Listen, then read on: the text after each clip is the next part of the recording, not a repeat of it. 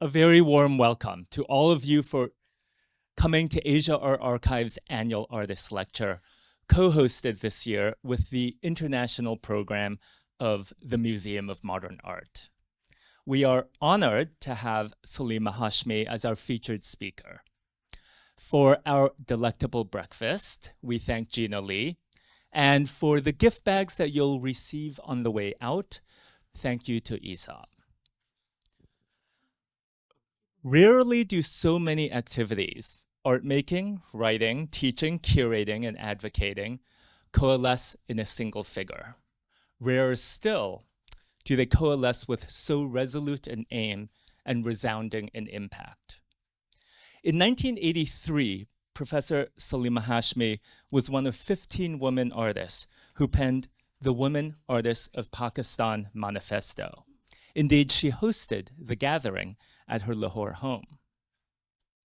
Her groundbreaking 2001 book, Unveiling the Visible, Lives and Works of Women Artists of Pakistan, weaves together a decade-by-decade chronicle of social and political developments in Pakistan and individual accounts of 39 artists drawn primarily from personal interviews. Unveiling the Visible's conjunction of chronological and conversational tells its own tale and presents its own polemic. These women artists should enter and did affect the grand narratives of history. To this, Salima's own life and work testifies. In her 1993 missive, Country Paper Pakistan, now a part of the Salima Hashmi archive at Asia Art Archive, she writes,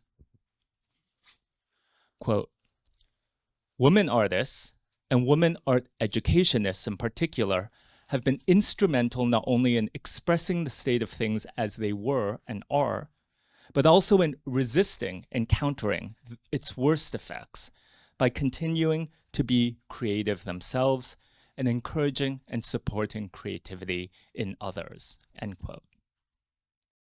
Being creative is what we are grateful to Salima for. Three components, figure, atmosphere, and frame, earmark her artworks. Figures in early paintings are often female and nude. Lately, they are birds. Atmosphere comes via gauzy washes of colors or stippling.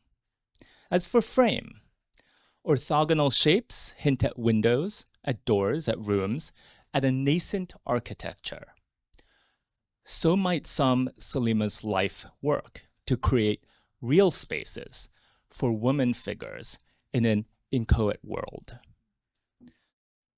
We have the honor of co-hosting Salima alongside the international program of MoMA, and joining me is Jay Levinson, its program director, who has been working with Asia Art Archive in India's Sneha Raghavan and Samira Bose, Samira will moderate today, on an anthology called Primary Documents South Asia. So I will now pass the floor to Jay to say a few words about this collaboration and Salima. Thank you.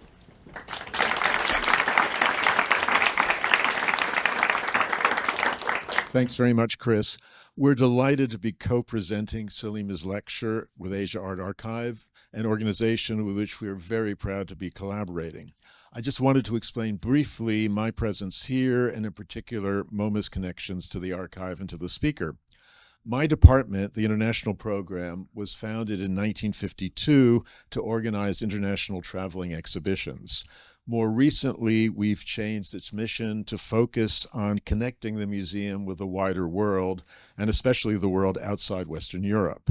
We sponsor a number of programs, including a global research initiative called CMAP that's enabled MoMA curators and other staff members to learn in detail about art from across the globe. It stands for Contemporary and Modern Art Perspectives. In fact, I'm here just having traveled with a group of our curators to Vietnam and the Philippines on a research trip. We also publish a series of books, 9 so far, under the title Primary Documents. They're illustrated anthologies of historical writings about the development of modern art in different regions and countries. Salima is a member of our advisory board on our current project, Modern Art in South Asia Primary Documents, which, as Chris said, we're co-publishing with Asia Art Archive. Our editors, one of whom is here, Iftikhar Dadi, are selecting key texts in a variety of languages by prominent artists, critics, and cultural figures who've been engaged in modern art in India, Pakistan, Bangladesh, Sri Lanka, and Nepal. And the Delhi office of Asia Art Archive has, of course, played an important role in our undertaking. We intend the book to serve as an important resource for students and others interested in understanding this region and its art. Needless to say, today's speaker has throughout her career been one of the key voices in this region, both as an artist and as a writer. So it's our honor to join Asia Art Archive in presenting her lecture today. So thank you, Salima, and thank you all for being here.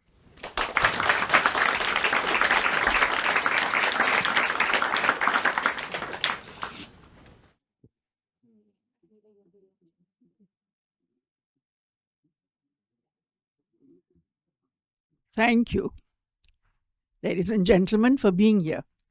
And it's a real privilege for me and a rare honor for me to be out of my own milieu, if you like, and be here, even though, of course, today the world is our milieu. Perhaps that is something that has shaped my work. I've been mentioned as an artist and a writer. Far more than that, I think it's somebody who's been terribly aware of being alive in a particular time. They say you should never start a talk with a disclaimer. But, I really feel that I have to, because I have no pretensions to being a scholar. Unlike Iftikhar, who's very much here and provides us with so much in his writing, which is based on original research that we are enlightened every time we listen to him. Well, I'm not very sure that you'll be enlightened at the end of my talk, but I can assure you it'll be a kind of romp through time, and you will have an understanding of a slice of both the women's movement and the recent decades that have shaped work, my work too, but mostly the work of women artists in Pakistan. So certain pivotal events happen, and I believe the world is going through such a moment today. So perhaps it's fortuitous that I'm talking about what I'm talking about right now. If I can have the first image. It was the advent of yet another military dictatorship in Pakistan, but far more savage than the ones we'd known before. And political parties were banned. The only thing that they could not quite cope with was the fact that the women took it upon themselves to react to the new laws that were being put into place.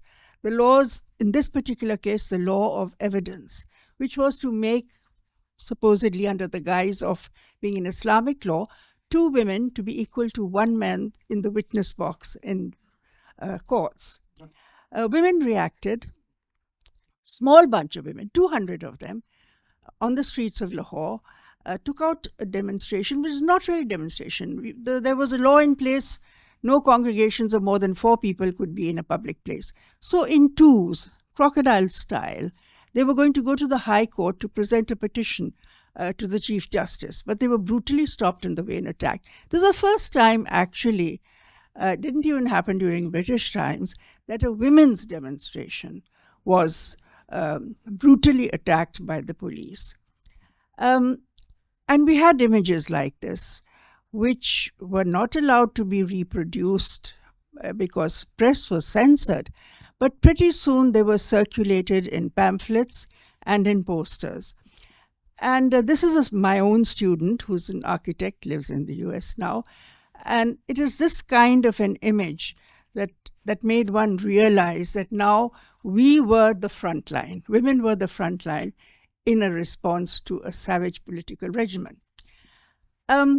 What happened? Well, everybody reacted, women artists also, but women poets perhaps first of all. And Kishwar Nahid, the feminist poet, wrote her poem, We Sinful Women. It is we sinful women who are not awed by the grandeur of those who wear gowns, who don't sell our lives, who don't bow our heads, who don't fold our heads together. It is we sinful women, while those who sell the harvest of our bodies become exalted, become distinguished, become the just princes of the material world. It is we sinful women who come out raising the banner of truth up against the barricades of lies on the highways, who find stories of persecution piled on each threshold, who find that tongues which could speak have been severed. It is we sinful women. Now, even if the night gives chase, these eyes shall not be put out, for the wall which has been raised, don't insist on raising it again. It is we sinful women who are not awed by the grandeur of those who wear gowns, who don't sell our bodies, who don't bow our heads, who don't fold our hands together. Well, that time was over, but the extremism that was bred at the time, it continued. And more recently, one of the most gentle Sufi shrines in Pakistan, the famous shrine of Shahbaz Qalandar, a terrorist came and blew himself up, and the people who had arrived there to ask for the intervention of the saint to fulfill their requests. This particular saint is very important in the Sufi, among the string of Sufi shrines in Pakistan, because when you go to the saint's tomb to ask for what you're wanting, you ask by dancing. And the drums start at dawn, and so to be there, to gain his intervention for your request, you dance. And then the drum cease. At night, at sundown, the drums start again. And that is again where the plaintiffs, ordinary people, come and ask for and pray to the saint. Well, recently, somebody blew themselves up, and Pakistan was shocked. How could this savage act of terrorism happen in the tomb of Shahbaz Qalandar? Shima Kermani, who is a dancer, took it upon herself to dress in red and come and dance at the shrine. This is like the day after the bloodletting. I just chose this image as a symbol, really, of the fact that the performing arts, literature, the visual arts, all have come together in the women's movement in Pakistan. And at critical moments in our political and social history, they somehow bond with what people want and feel and express it through their creative acts. This is, again, these are the demonstrations which you brought out against extremism. This was against the killing of an artist who was murdered, Zahur al-Akhraq, a friend of mine. Now let's just talk about, okay, so what have women been doing? This is an early work by one of our most senior artists. She's probably the oldest practicing artist today in Pakistan, Musarat Mirza, who lives in the dusty town of Sakkar in the desert. She's been a teacher all her life at the University of Sindh and has been fairly remote from the art scene.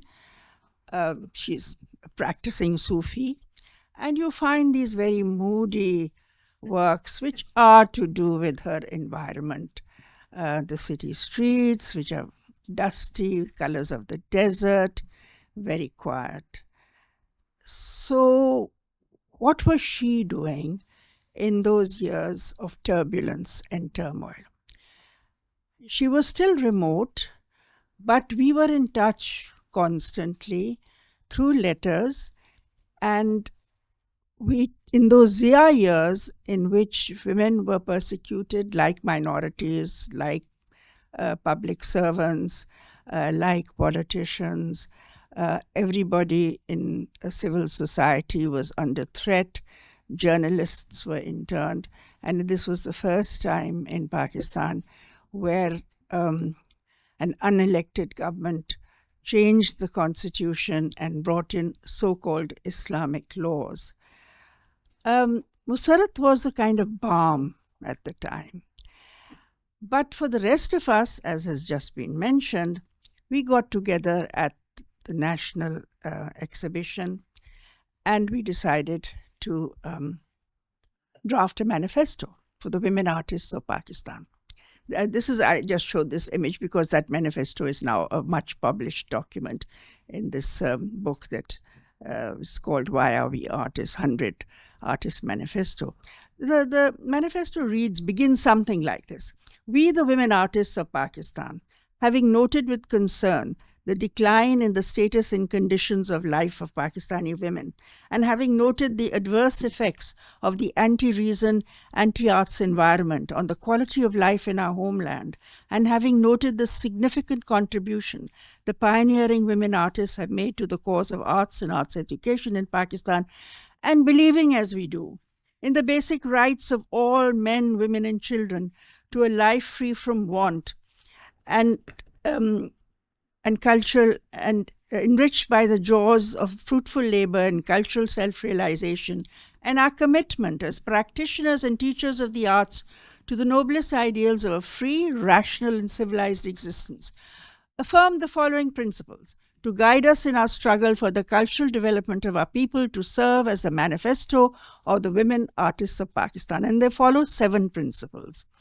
And then it says, we call upon all women artists to take their place in the vanguard of the Pakistani women's struggle to retain their pristine image and their rightful place in society, so that we may replace in the lives of our people despair with hope, brutality with compassion, darkness with light, and anarchy with culture, and leave the world a happier and more beautiful, more peaceful place than we found it. 16 women artists signed it.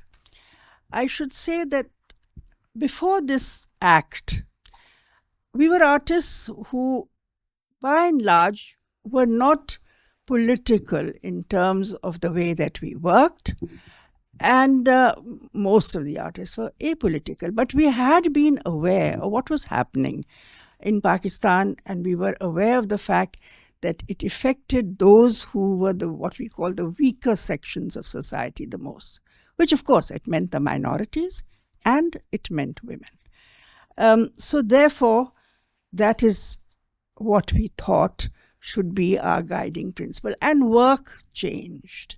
Somehow the fact that we had put our signatures to these documents made us think about what we should be doing, how we should be responding. And the large number of this group changed their practice in one way or another.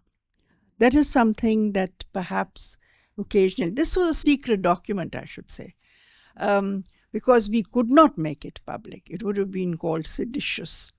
It actually didn't get published till about 20 years later.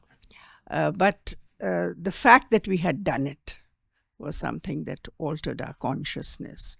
I'll talk a little bit about my work, not very much. The reason I've refrained from making this a Salima Hashmi practice talk is because I feel very much that one has been part of something larger, a larger fabric. And therefore, I think everyone who's been part of the fabric deserves to be known. This is a work that I did actually pre-Ziarias. It's called Soni Dharti, which means beautiful land, and it is a sarcastic, ironic comment. This was a work that I did when we were going through the civil war in 1971. And Bangladesh was separating from Pakistan after a very savage military conflict. And all the while on public television, we had these lilting songs, how beautiful our country was. And, and the most popular song was a song called Soni Dharti, Beautiful Land. So the irony was not something that escaped one. And this is a particular work that was based on a photograph that I should say that, that was years before internet. So you never knew what was going on. really didn't know, but you had an inkling. And you didn't have things like photographs, but they came to you from devious ways. Friends abroad would send clippings of what was actually happening in what was to become Bangladesh. It was then East Pakistan. The fact that one knew little made it worse. And our mail was censored anyway. So very often you didn't get things that you thought that you had been mailed to you. And this was based on that photograph that was that I found in one of the newspapers that came. It was well, a woman asking whether this was the beautiful land promised to her. And directly related to the image that you saw earlier of the attack on the women's demonstration, this was a work that was called The Wall, and it was because it was only on the walls of the city that some of these posters were pasted. Otherwise, you had no idea of what had actually happened unless you were there, unless you were witness to that demonstration. So this, I do use collage quite a bit, and that is something so that there would be actual posters long before the days of the kind of printing that you have access to now. This was still, I was still working in oil and mixed media and things like Dama varnish on canvas. This is a much later work. It's a work called Poem for Zainab. This is a work which has to do with domestic violence. And this particular work was done when we had a woman prime minister, Benazir Bhutto. So it was that slice of time just after the military dictatorship had ended and before we went into the slow decline of military-directed so-called democratic governments. This was a woman called Zainab, who had been very brutally assaulted by her husband, who happened to be a mullah. People prayed behind him. And they couldn't, if she was brought into hospital, they couldn't fathom how she had these injuries. They were internal injuries, and she wouldn't tell what had happened to her. And when the story came out, when Benazir came to her bedside because she was informed that she had been assaulted by her husband who'd taken a rod from a heater and shoved it up her vagina. And so Parliament was silent on this matter, but the Prime Minister came and arranged for her to be sent to Britain for her medical, attention. When this story came out for days, I couldn't quite get my head around it as to what would a man of faith, how would he manage to do this, and to try and find some meaning to this kind of brutality brought upon a woman's body.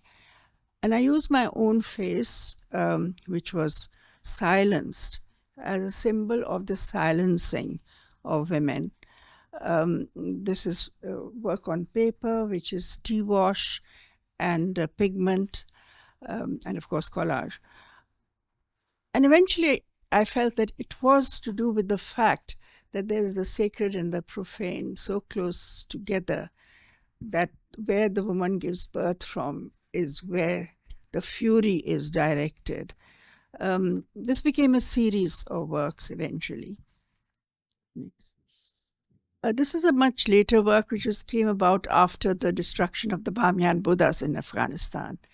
And it's called Pursuing Radiance, and it was about the gentleness of the hand in the teaching position and the fact that it's severed from its body.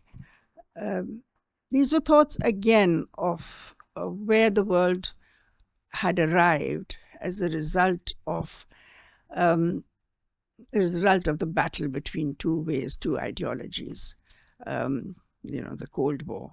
Next. But enough of Salima Hashmi.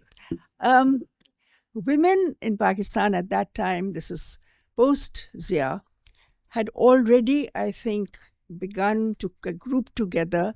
There was a lot of research. There was the idea of perhaps we should be taught differently. Perhaps we should have practices come about as a result of academia, and maybe we should do some shifts in that. So this was an exhibition that happened alongside a women's seminar.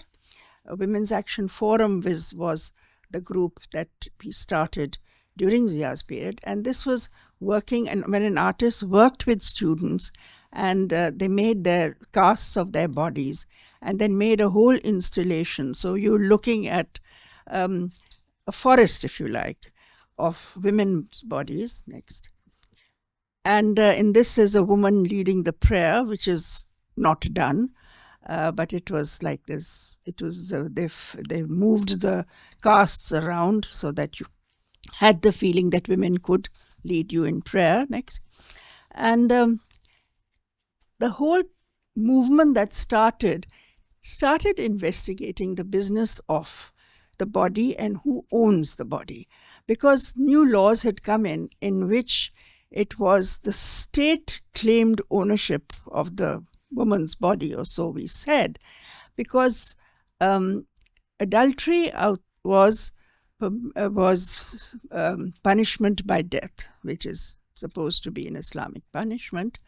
But then who decides what rape is? So the thing was that if a woman claimed rape, she had to bring 4 male witnesses to the act before the case could be registered. So this became one of the things. And then the fact that, okay, a woman should be covered. There was a new sort of label for good girls, and that was that they should stay within the 4 walls of the house and they should be fully covered. I mean, this is in an largely agricultural country where women work in the fields, where they bring in the cotton crops. It was so unrealistic, and it was harking back to perhaps some mythical period in time when there were Islamic societies that did that. But we know, of course, that that's historically incorrect. So you had somebody like Nazir Shataullah who worked on this business. Women did a lot of this, making somewhat ironical comments about how they had to be quiet, how they had to be anonymous, how they had to have no faces, only forms. So a lot of these images that come out from, well, in this case, a window in the fort of Lahore. So it's a historical building with an aperture, and the women are peering out. You're aware of their presence, but can they speak? That is the question that comes out in an image like that. They were among the women who signed that manifesto.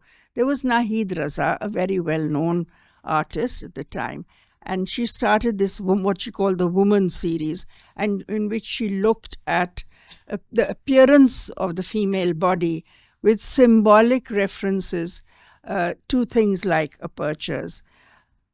Or you had Meher Afroz, who's now, at that time, she was also a signatory to the manifesto.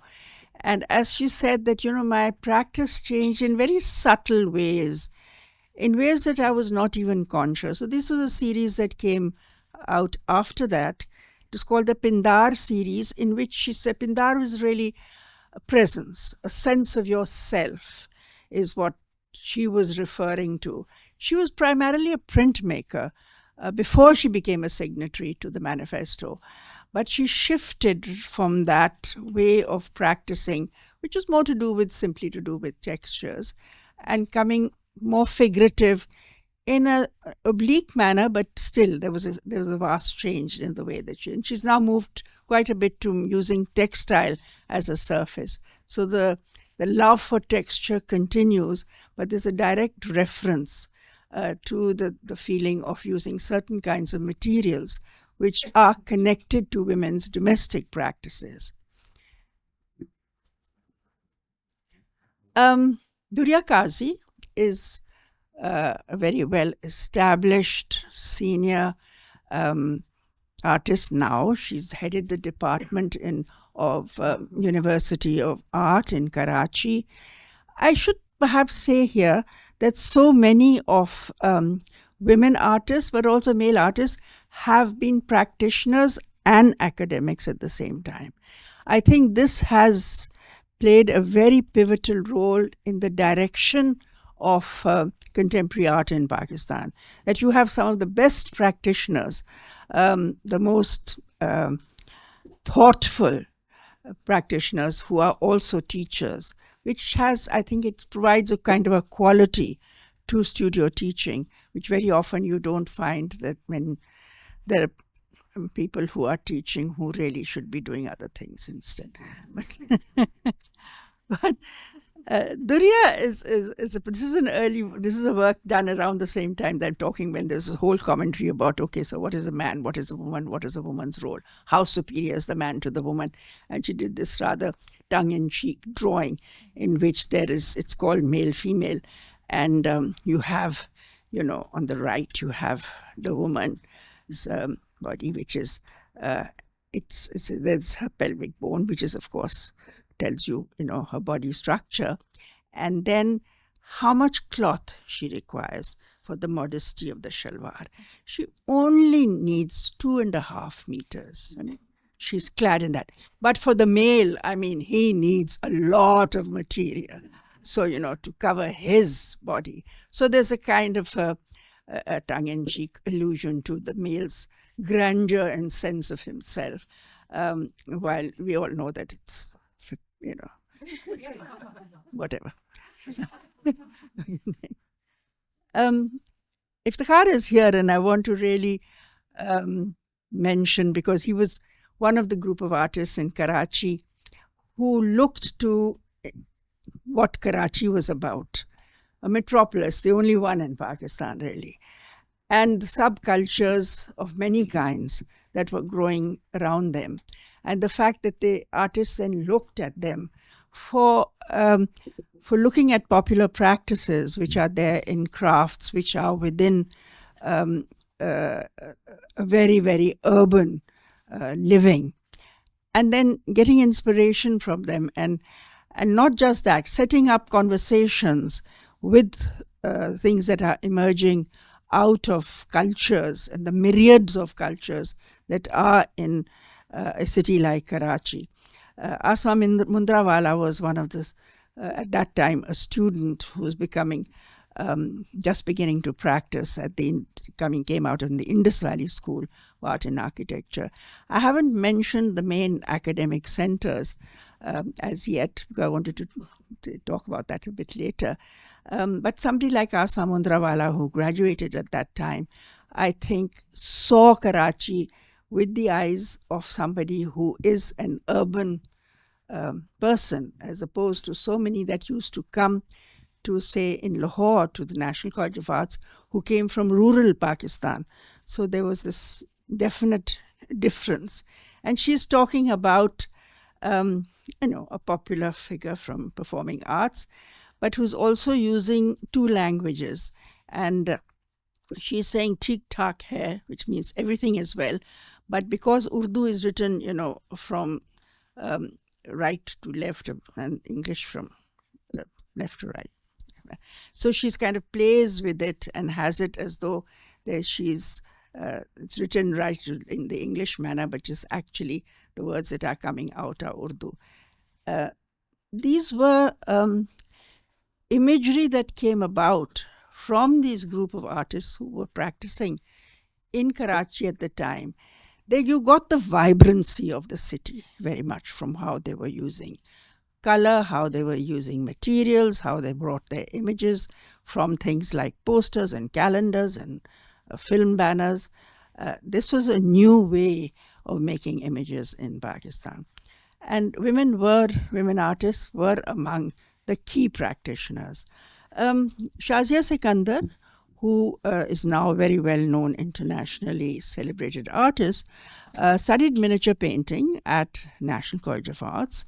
And when she went to RISD, you have her old practice under, and then she starts working with photography on top of that. So there is her old life and there is her current life in the US, and there she is dressed as a bride.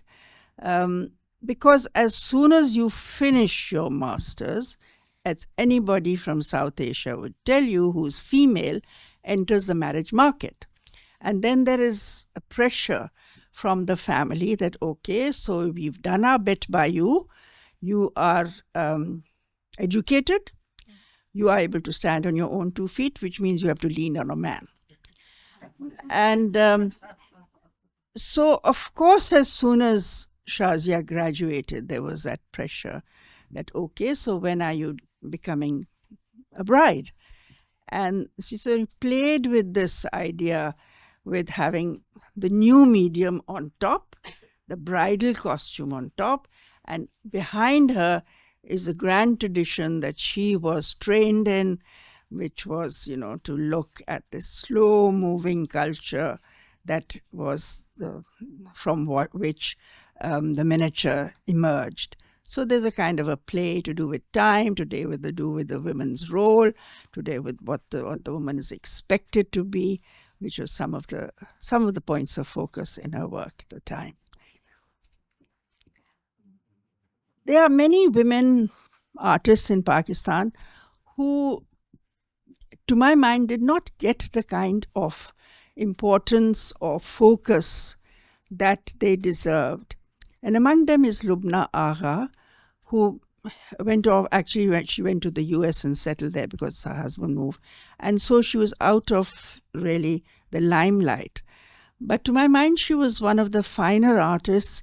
And in fact, she was the first abstractionist in the early 70s, 71, 72.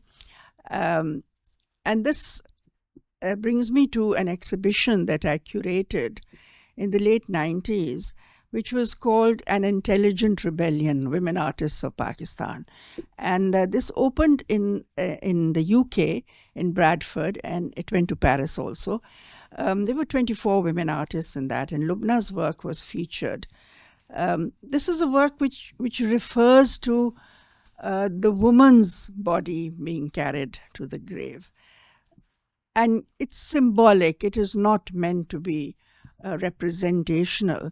But you do feel that there's a kind of, it's as though the bride is being carried to her, final abode, or is it to the grave? So there's a kind of a play on the way that we think of the woman's life ending in her family home as she goes off into her new life with her husband. And she's sort of talking about the fact that perhaps it is, the ending of her independence. Faiza Bhatt, who again now lives in the diaspora, she lives in London. This is a early work of hers. She's one of the artists who was in Lahore, one of a family of 5 daughters, one son, who was the spoilt and the beloved, and the one that the parents had hoped for and dreamt of, and so this is a spoilt kid. And while the women, interestingly, have turned out to be extremely accomplished professional women. I mean, it was the boy who was the loser, really. I mean, but would the mother agree to that? No. So there's a kind of irritability in the way that Faiza has represented this tension between the male and the female, and she calls this the wedding album. So there is that sort of child bride. And this is a screen print that she did when she was on a residency in South Africa. And it's one of my favorites because there's something sort of totally resigned about both faces, as though they're playing out the roles that have been set out for them. And these are some of her more later works. She is somebody who has used the image that is reproduced in the public domain, which is photographs, news photographs television, newsreels, and she covered the whole conflict in Afghanistan in this rather, I would say, insightful way, but constantly making fun of the masculinity of the men who were fighting the war of the West against the Soviets, and how she is able to look at their vulnerability also. So this is a kind of a gentle way of probing the promises that were made to them by their religious leaders, saying that if they died in the war, they would surely go to paradise. But what did paradise consist of?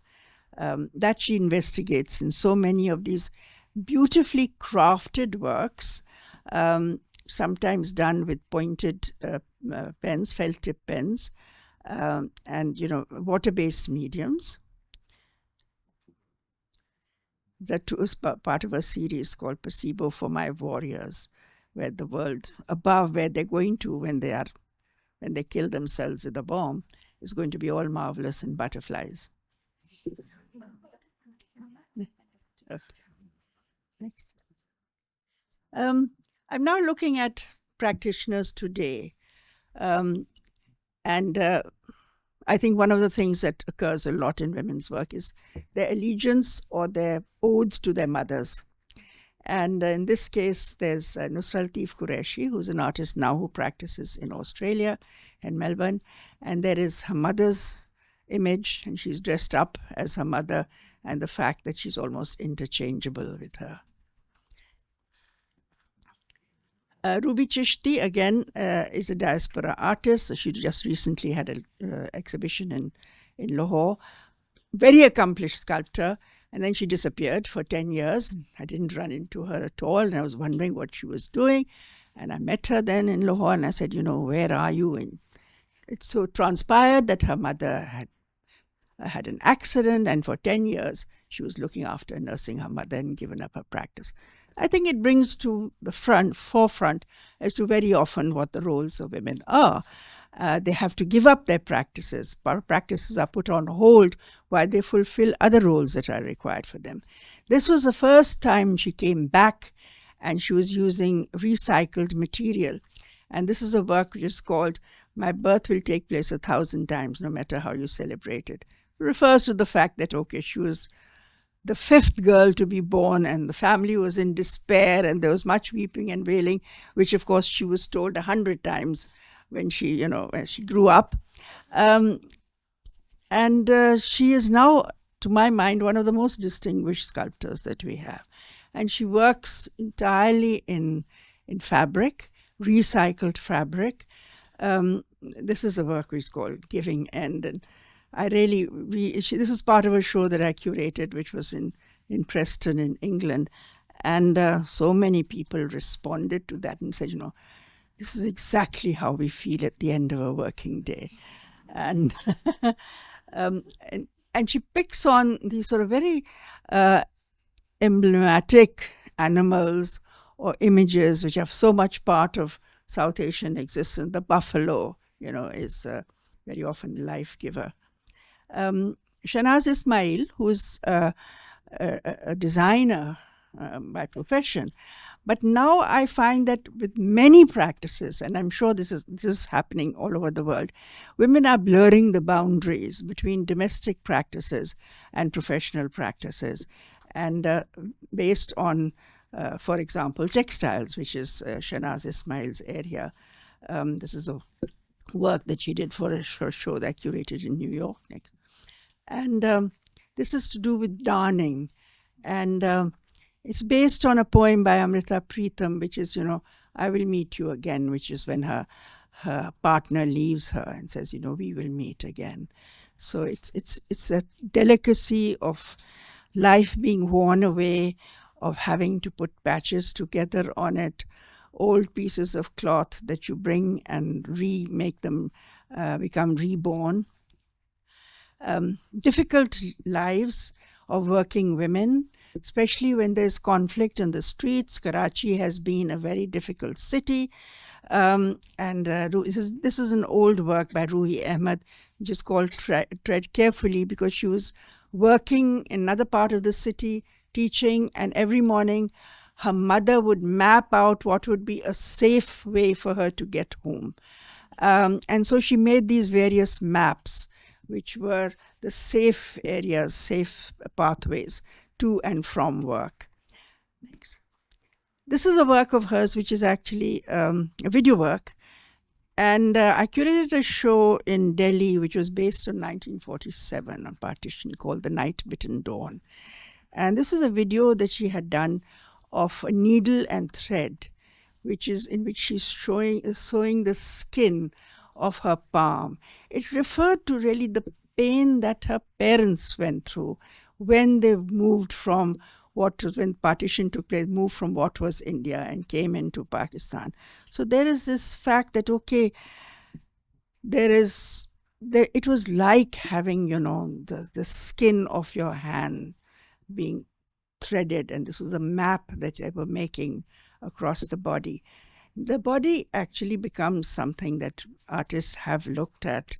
Adila Suleiman is a sculptor, works in Karachi. This refers to the conflict again in the city, when the people carry on fighting even though they've lost their heads, but the bodies continue fighting. It refers to old legends of the great warriors who would continue to fight even when the bodies had, the heads had been severed. But there's delicacy even in that. Thanks. Huma Mulji is a sculptor, and it's one of my favorite works by her. It was an exhibition called Desperately Seeking Paradise that we did for in Art Dubai, the Pakistan Pavilion. And this was a taxidermied camel called Arabian Delights.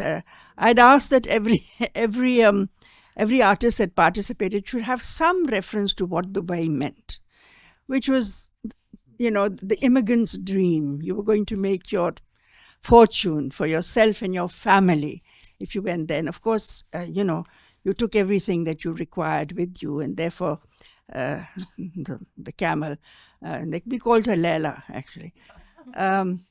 Except that, after the opening night, the next day, we were told to remove this work. We were told we had offended the palace. I had an argument with the gentleman from the palace because they said, the camel is part of our culture. I assured them that this was a Baloch camel.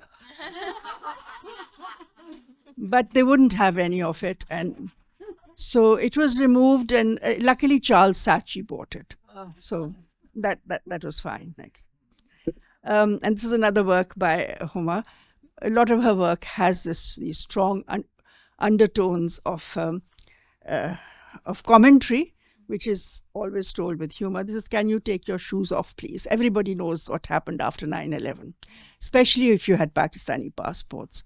You were practically stripped when you crossed borders in the West, and especially in the US. So things like little razor blade or a little pincer or a little pair of scissors had enormous implications. And so she had these suitcases with these huge oversized teeth. Next.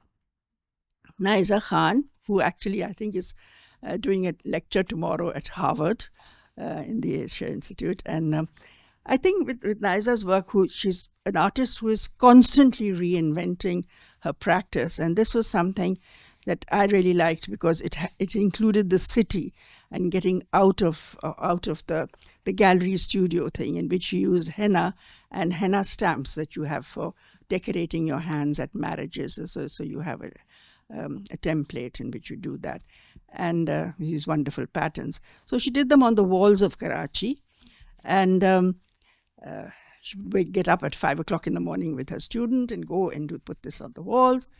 And by the time the city woke up, they were already there, and quite a diversion. There's one just opposite on the other side of the road of this one, in which there's a barber shop on the street. And she made a figure there crouching. So I went up to ask him, I said, has anybody objected to this, female figure? So he said, no, my business is really roaring after her. And these are other works that she's been doing, which are armor skirts for women. I think providing women with this kind of a get-up is, in certain societies, absolutely overdue.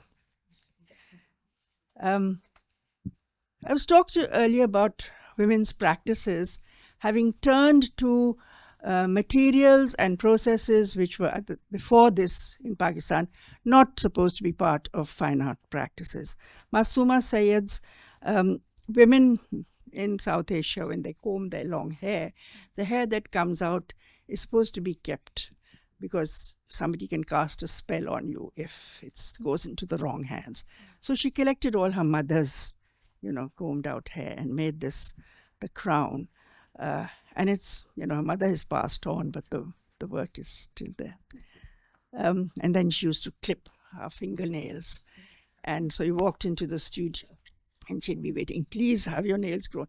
And so she made these wonderful necklaces and earrings.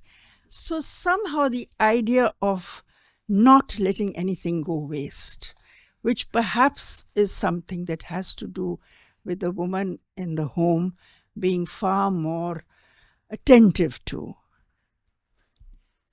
And this is actually the result of a big fight she had with her husband. And because she got so angry, she went to the next room and cut her hair. And then by the time they made up, she'd already done this work.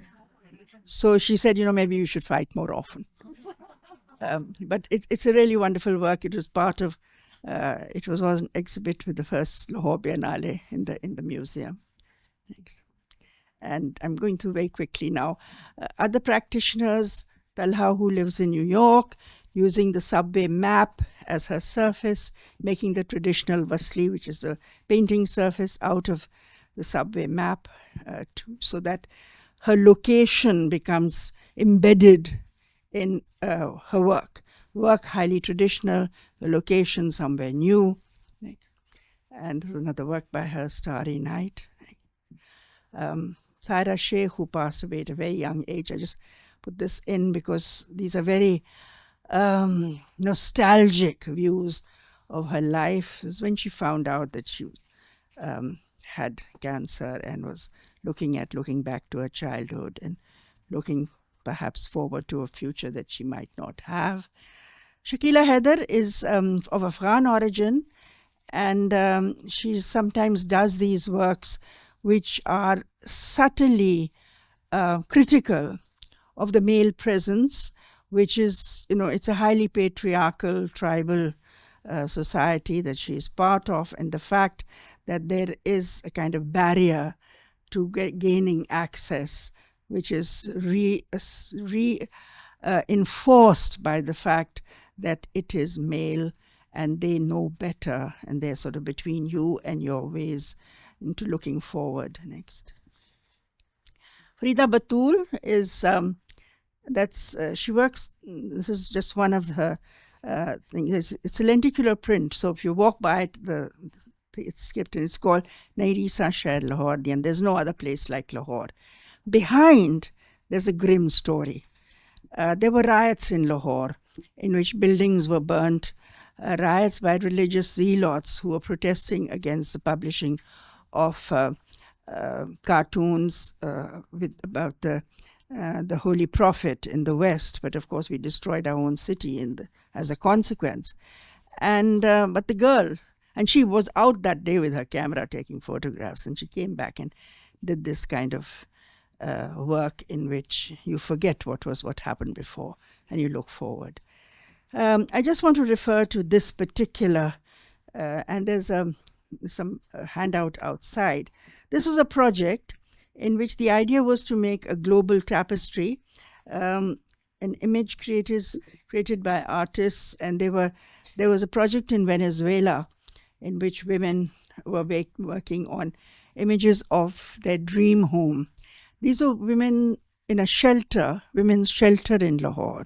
And Farida Batul, the artist, worked with them and said, okay, so I want you to make images of your dream home. And so they became like life testimonies with memories and also with wishes. And there were 13 women in this women's shelter. And there was one woman called Safia who joined on the first day, and she said she wanted to paint her dream house. She had fled to the shelter because she'd fallen in love with a man who was a Shia, who was the other sect.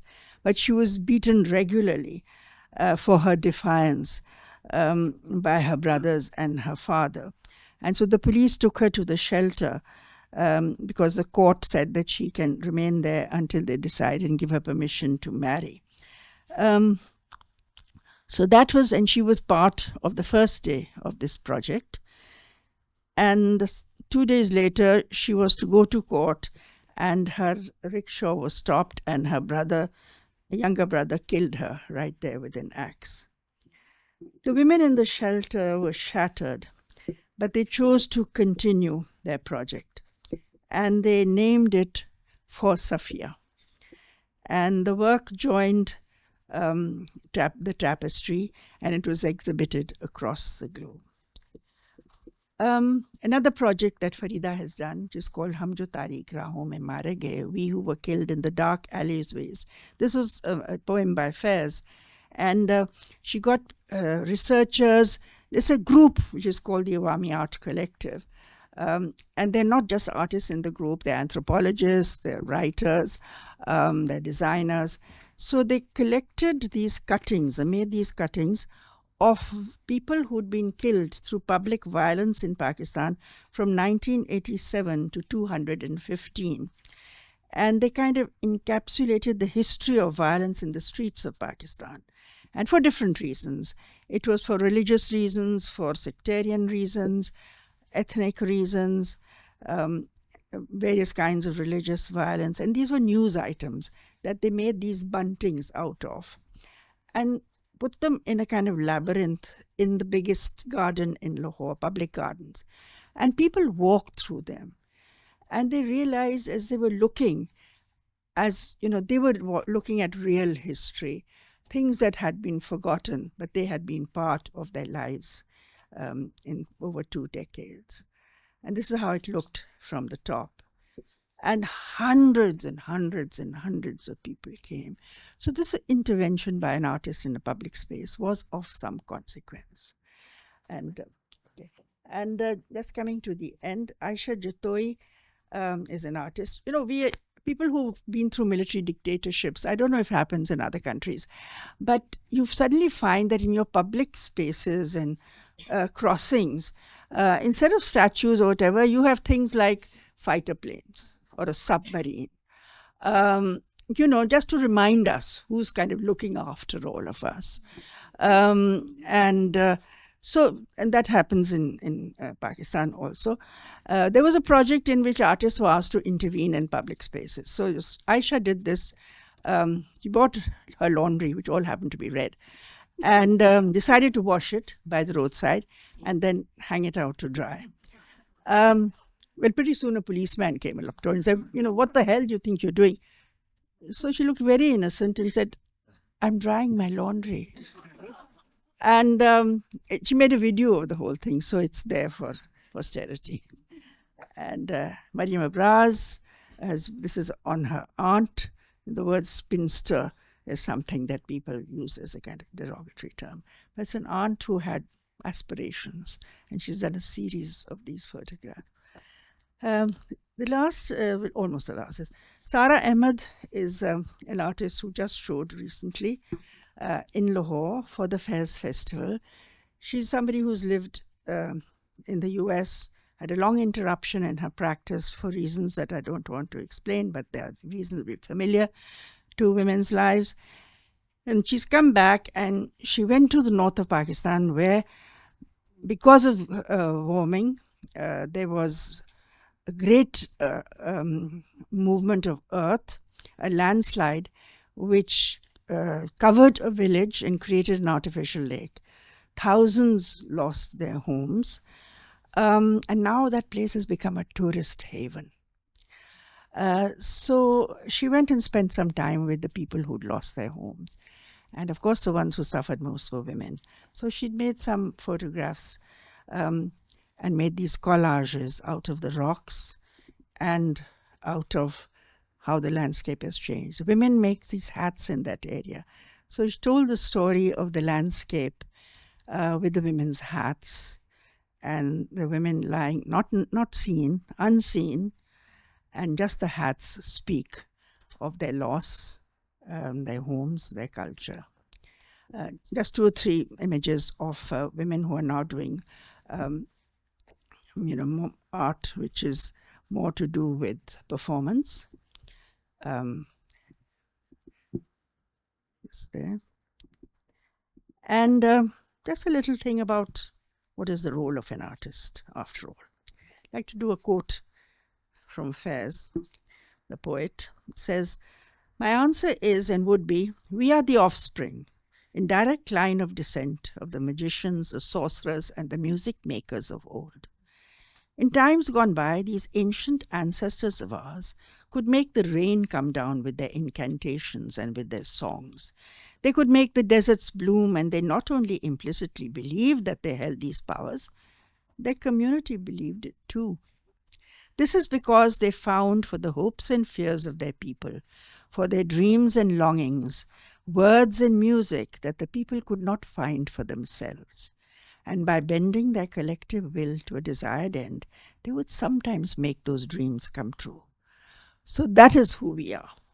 We are the inheritors of this magic and the power of this magic in big ways or small, depending on the intensity of the love our hearts possess or the anguish we share to defy what is evil and to uphold what is good. And thus, as a writer, though I run no state and command no power, I am entitled to feel that I am my brother's keeper, and my brother is the whole of mankind. And this is the relevance to me of peace, of détente, and the elimination of the nuclear menace. I feel it's good to remember at this moment in time where the world stands, what we are seeing happening all around us, to remind ourselves of what the artist's role is, or at least what the artist should aspire to. I'd just like to finish with something which is very much to do with women, but is also to do with irony and humor. A little video. Tell us what the ideal woman should be.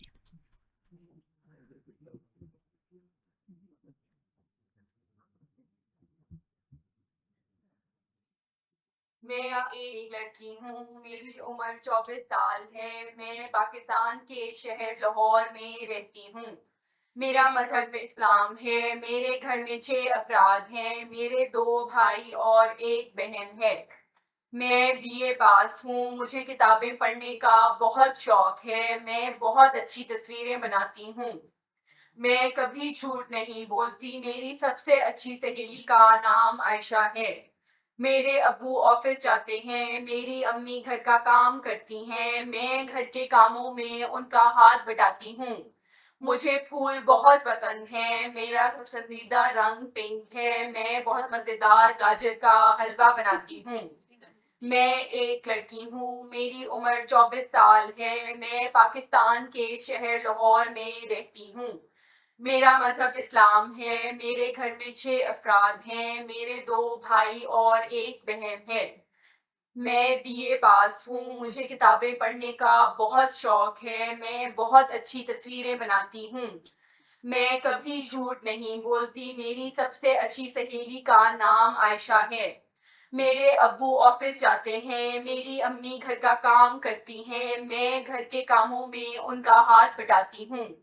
मुझे फूल बहुत पसंद हैं। मेरा पसंदीदा रंग pink है। मैं बहुत मजेदार गाजर का हलवा बनाती हूँ।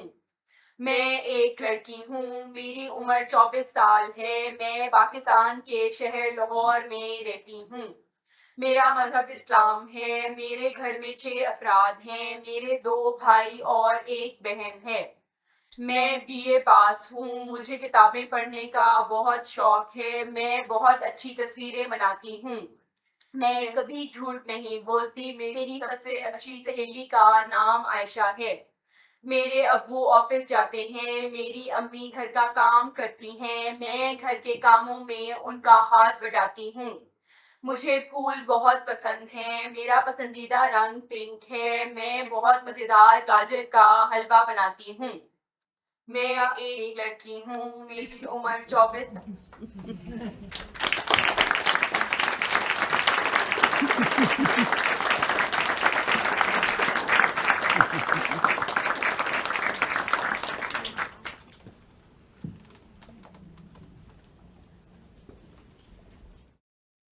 Thank you so much, Salima, for this deeply generous sharing. We have been introduced to so many practitioners through you today, and in one of our earlier conversations, and in this sharing, you said that my life has been tied up with other people's works and lives. And to cite last year's annual artist lecture, where Rux Media Collective stated that artists don't just produce artworks, they produce arenas. And that can be so clearly seen in your life's work. This is also our emphasis in our display where, through the archives of Shiva Chachi and Lala Rukh, we explore how artists think alongside and participate in their moment and movements and are alive in their times, as you say. Within the space of this library and art archive, I'd also like to acknowledge your approach to art historical material, which is not to think of quote unquote women artists as peripheral or needing restitution within art historical narratives, but placing them front and center. It is not just sort of at the level of representation, but through formal, conceptual, and contextual reading of their work in dialogue with the field, and also through documenting and noting how they shaped educational and art institutions across contexts in Pakistan. You yourself taught in and shaped institutions as an educator for more than 4 decades. Could you share a bit about how your feminist concerns and advocacy were integrated into curriculums and your pedagogy? Yes, well, when I went to art school, I found that there were so many of one's teachers were actually women, but the practitioners around were male, and it had partly to do with the whole persona that a male artist had. He's a hard drinking, fairly loud mouth, and a bohemian person who cared about nothing but what was happening in his studio, what he was doing, which is a very difficult thing for women practitioners. I mean, when you're working in your studio, nobody comes and tells you the dhobi has come. Okay, no, the washerman has come and you have to write the laundry list or what has to be cooked. I mean, you are supposed to disengage. But over the years, as a teacher, I found that I was very dissatisfied with the curriculum because it seemed to be, that the British had just left the building in South Kensington. So there was no relationship to where we were located. Yes, they had been around for 200 years, but they had gone. There was a fairly reputable tradition of art making pre-British intervention. Not that one is in any way a worshipper of the past, but there has to be some rethinking about what you're asking our students to do, especially if they're living in a social and political environment which is very, very vigorous. And they have to relate somehow to that, even as they're looking at, what is the relationship between two apples in a bottle. There has to be some correlation. So even in looking at within the studio, I try to devise certain ways of seeing, which to me would perhaps be more exciting for whoever was working with me in the group. I got a reputation for actually doing that very quickly. My head of department said very grudgingly to me once that, well, Salima, would you lay out one of your provocative still lifes for the 4th year? So there was a sort of grudging acknowledgement that maybe what they were turning out was more interesting than what they normally would be. I also felt that the studio should not be, there's this guru who is holding forth. about life and work. It should be like, I want to know from you. And so it became a much more lively environment. But we were stuck with curriculums. I traveled to India because I thought, okay, let's go to Shanti Niketan, let's go to Calcutta. Calcutta was a disaster. It was like, the British were still outside and nobody had been to the library forever. And the teachers were kind of swatting flies. So I felt, oh, we're not so bad in Lahore in that case. But even going to Shanti Niketan, noticing that there were no women teachers, and I had come from Pakistan where every big institution, art institution, was headed by a woman. And I never realized this was pretty unique. Even when I went to the US and found there were hardly any women professors and our heads were all women. So I thought, okay, there's something going on that I need to document and I need to think about. If there is a pivotal space being occupied by a female, surely they should rethink the curriculum also. So that then became a kind of engagement, looking at what new fresh curriculums, how they could be constructed, how art making could be opened up, looking at the fact that we have a wealth of making of products by hand. Because during this time, of course, I lost this business of, okay, this is fine art and this is craft business, that was very colonial. So, opening that argument.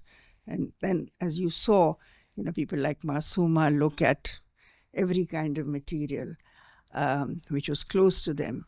So it was the teaching, looking at history, looking at the colonial program, which institutions like National College of Arts, these were 4 that were set up by the British, that looking at how each of them had done and seeing what the differences were.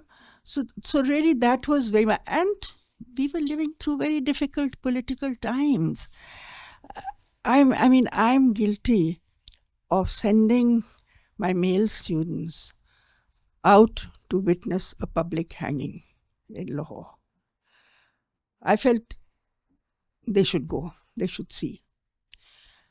And they came back to me and we had a conversation, and what they saw was not so much the public hanging. They looked at the people around and see what brutality can do to a society which was not the society that they were familiar with. Islam in Pakistan has been a very gentle Sufi version of Islam until it has become militarily, imposed in a very different version to suit, world ideologies and world politics and so on. So I think that the fact that I took that step, that I questioned myself about it. But then I thought, okay, so is it better that they become a witness to this? As I asked today as to what artists are seeing in different parts of the world, or even if you're watching something, what is your role as a responder? Just as somebody goes to assist in an ambulance, an artist is also a first responder. And I cannot believe that they can turn away. I'm going to be very intrigued as to what is going to happen to art making in the US, for example. I'm waiting with bated breath. But that's maybe just my upbringing, because I was brought up in a house in which there were poets, there were journalists, there were musicians, there were actors. So there was this feeling that, okay, these are people who shape society. And I think that role should be taken seriously. at this historical moment, more so perhaps than in any other time in my lifetime. I'm aware of the time, but can I ask one more question? Thank you, Salima. I wish I'd been your student. So with that broader landscape, I wanted to zoom in and ask you about something quite specific, which we've also been discussing, which is about the place of humor within the women's movements, which you also sort of concluded with. Well, I think that if you've lived through, and any society that has lived through dictatorial regime, know that the best jokes are come out during that time. And they're never published, but they pass like waves through the body politic. And I remember when I went to see my father when he was in exile during Zia's time. He was living in Beirut. And as soon as I arrived, we sat down and he said, "Tell me the Zia jokes." And there were many, and some of them quite risque, I have to say. So, so once he'd heard them, he said, "Pakistan is alive, and Pakistan is well," and that's a fact. I think with the women's movement, the humor was inherent. You have to take the mickey out of those that are pompous and seem to be in complete authority. You have to point out that the emperor has no clothes on. And you find devious ways of doing it. And you suddenly find that other people think the same. Unless you share the joke, you don't realize that actually what you're saying is what everybody else is thinking. My husband wrote a wonderful skit, which was these two police women. This was during the time when they said, two women are equal to one. Two police women. And they are being interviewed. I mean, he was the interviewer. And there are these two policemen, and they say, they're being very efficient. And so he's saying to them that, there's this rumor that two women are going to be equal to one man. So he's, "Oh, but we've already done it in our department." So what do you mean? So yes, when they're issuing the uniform, I get the cap and she gets a shalwar. And I get the bullet and she gets a pistol. So he said, "But, doesn't this make things very difficult?" So no. But, he says, supposing you're out and you have to shoot, a bandit, what do you do? So she said, yes, it's very dangerous because the bandit is going to have a bullet. So they're going to shoot you. So then what does your department say? The department says we have a lot of police women committing suicide. So, and so on and so forth. And it would go on and on and on. And even things like, so what about maternity leave? Because you get 3 months maternity leave. So no, but we only get half and half. So 1.5 months, I get 1.5. But in fact, they're saying, maternity leave you can manage in 10 days.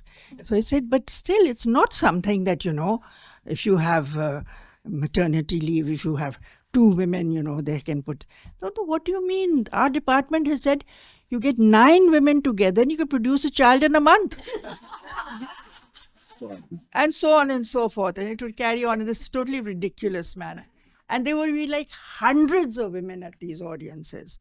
So it was really a subversion tactic, if you like, because you just make fun of what authority is trying to do. And the ridiculousn's of it becomes absolutely tangible to a very large number of people. And I think we're pretty much there right there. You are friend in India also. Absolutely. One of the things that we noticed during our research for this exhibition is that feminists make a lot of fun of themselves as well.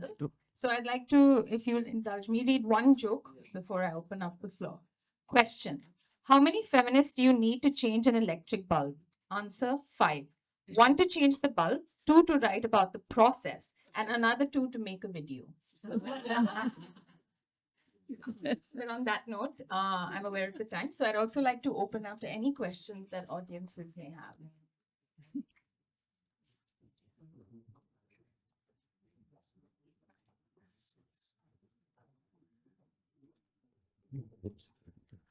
I really enjoyed your talk. You've spoken very emphatically about the importance of the artist as in the role of witness, do you think it's an even more dangerous? I mean, it's very essential, you said, at this juncture in history to be performing that role, but do you think it's a particularly dangerous juncture to be performing that role, given the rise of social media and the exposure that especially female artists are then open to? There's no doubt about it. It is very dangerous. And it has been all along. I mean, I suppose one is lucky that the only time that I was arrested, which was when the emergency was put on by General Musharraf, and we were talking, we were having a meeting inside. So we were not actually breaking the law. But the police came in, and there were men and women, and they said, okay, so the women can leave, the ladies can leave. So we said, there are no ladies here. So then they, started taking us into the van and so on. So I, for some bloody-minded reason, decided not to get up from my chair. So they said, please get up. So I said, no, I'm not getting up. So my mother's chair, I'm going to stay here. She was a founder member. I'm sitting here. She said, no, you have to get out. I'm not getting. Then we'll pick you up. I said, pick me up with a chair. So they had to send for women policemen because men couldn't pick me up. So 2 women police sent for. So they picked me up with a very sour face. Anyway, when we came to the stairs, they told the men, she's too heavy. So the guy came along, and he was really, really angry. And he was a plainclothes man. And I could see, at any moment he could turn nasty. When we got to the Black Maria, he said, now. I said, no, I'll get up to get into the van. So he said, why are you getting off now? So I said, because I'm not General Musharraf. I know when to get up. So anyway, so we spent the night in the police room. There were 20 women. There were 20, 25 men. We sang in the police station. Thunderously, we sang all the feminist songs. We sang all the Bombay film songs. And I think the police station had not had such a wonderful but the thing was, it so happened that they didn't get nasty because there were too many well-known women, and that there were protests coming in from other countries. But as we speak, 2 very, very important women leaders have been picked up for demonstrating peacefully in Pakistan. And they are not artists. They are women of, who are protesting because their brothers or their fathers disappeared. But it can be at any time something that it may not be in your greater scheme of things, but you are well aware that it can happen. There can be loss for your family. There can be loss for people who are close to you, people who you are responsible for. So these are risks, calculated risks that you do take. But perhaps, historically speaking, the world is currently at a time, at this moment, I think artists have to realize that they have to go beyond themselves and their relationship with their particular mode of making art. It has to be something that comments, not necessarily in like a poster, but something which is very deeply felt and is acted upon in their practice. Yes, it can be dangerous. It can be dangerous. Like a poem can be dangerous, like a film can be dangerous, like a photograph can be dangerous. But then, how are we to change the world? Not that one has any grand notions, but nothing is wasted. Even the smallest gesture is worth making. You've done something. It's a very dear friend of mine I looked up to, a human rights activist. He said, "Apna hissa, just put in your portion. That's enough."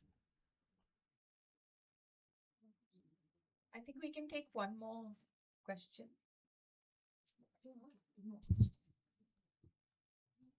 No. Someone at the Sabi.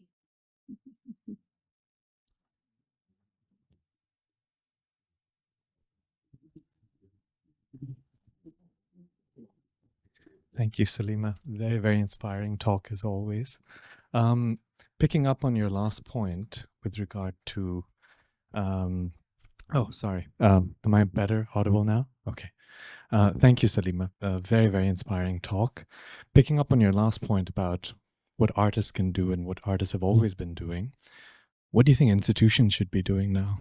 Because I think you've emerged in a generation where there was a clarity of vision and purpose that you brought to institutions. It was an effort to not just express that through art, but also embody those values in institutions. I think the landscape of institutions, with very complex forces around that not only include states, but also the privatization of education and museums and everything. So what do you think has changed in that landscape, and what do you aspire or dream for institutions to be doing now, even if it's an impossible dream? I think you've touched upon a very important thing. Yes, institutions do have a responsibility and they do have a role. We also know that institutions, as they grow more venerable with time, they also have greater vested interests.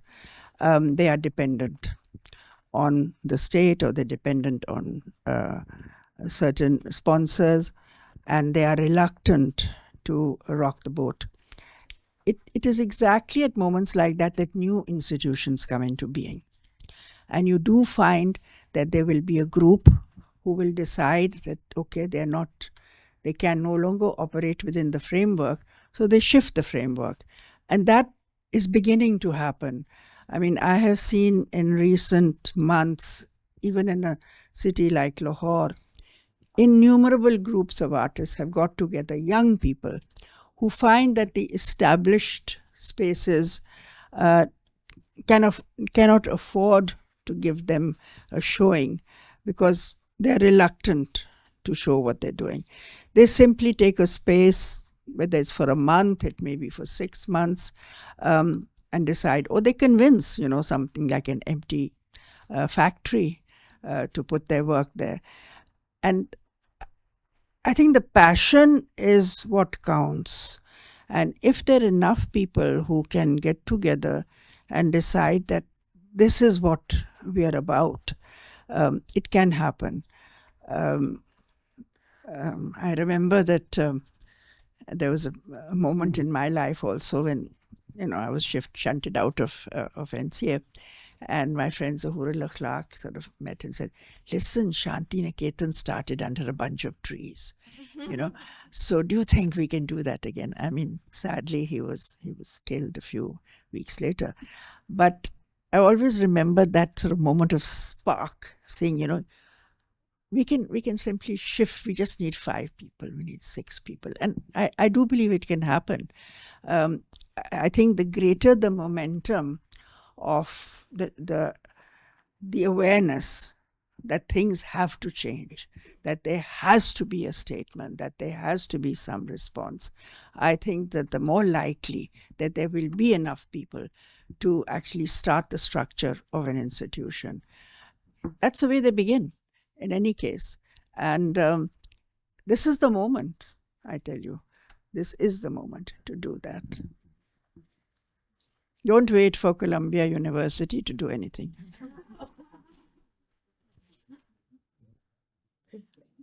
Does anyone else have a question?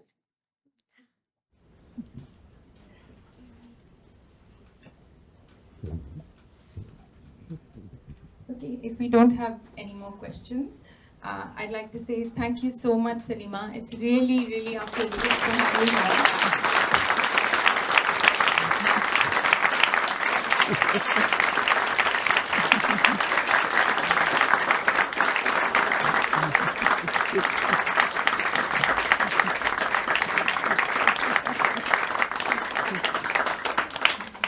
A big thank you to the Asiad Archive team for all your effort for this program.